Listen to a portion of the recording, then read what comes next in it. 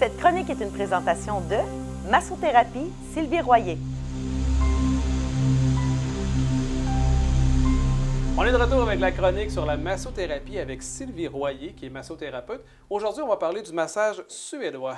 Oui, le fameux massage suédois que tout le monde connaît ou pense connaître. Pense connaître, effectivement. Oui. Qu'est-ce que c'est le massage suédois? Le massage suédois, ça sert à activer, là, on va vraiment retourner le sang vers le cœur. OK. Là, on fait le ménage des vieilles cellules, tout ce qui était, ça fortifie le système immunitaire. De quelle façon ça le fait? C'est que les globules blancs, on fait le ménage, fait que les globules blancs, les vieux globules blancs s'en vont dans notre système, sont évacués naturellement. Parfait. Pour faire place aux nouveaux. Aux nouvelles. C'est ça, voilà. On fait de la place pour le nouveau. Ça sert à...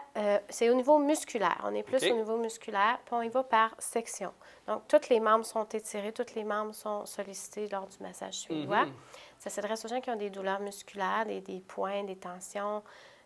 Ça sert à assouplir les tendons, les ligaments. OK. Mais question que les gens se posent peut-être à la maison. Tu sais, Sylvie Royer est quand même petite. Est-ce que ça prend de la force musculaire pour réussir à tout éliminer ces globules blancs-là qui sont pas à leur place? Ça prend une certaine force, oui, je l'avoue, mais c'est fait en fonction de ce que la personne est capable de prendre. Parfait. Donc, finalement, ce que tu me dis, c'est que malgré le fait que tu n'es pas grande, il n'y a personne qui peut réussir à se dire « Ah non, elle ne sera pas capable de me masser. » là. C'est ça. OK. C'est la technique, c'est à connaître son anatomie. Fait que tu peux même te retenir après quelqu'un qui est fort, qui est plus corpulent comme moi, exemple. Là. Oui, c'est ça. Parfait, c'est bon. Je te laisse continuer. Donc, ça s'adresse exactement à quelle clientèle précisément? Est-ce que c'est des personnes plus jeunes, plus âgées? Toutes les personnes qui ont des raideurs, au niveau musculaire, c'est simplement ça. Tout le monde qui a des douleurs, des tensions au dos, souvent on a une barre dans le dos. Là, à ce moment-là, on va aller aussi musculaire, on va aller désengorger les muscles. OK. C'est vraiment là... En nerf sciatique, est-ce qu'elle peut être réglée par le suédois ou c'est une autre méthode à ce moment-là? Nerf sciatique, c'est une autre méthode. Une autre méthode, OK. Oui. Fait qu'on n'est pas là pantoute. C'est ça. Là, il va vraiment... on va défaire les raideurs, les points, les tensions.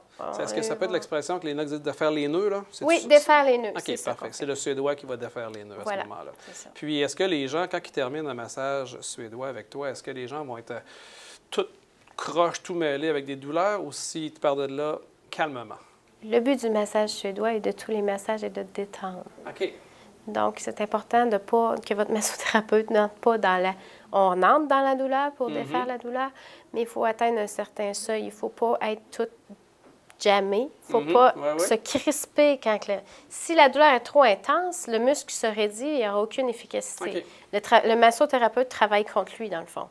Parce que la personne va rester crispée, puis ça ne se détendra pas, ça va rester comme ça.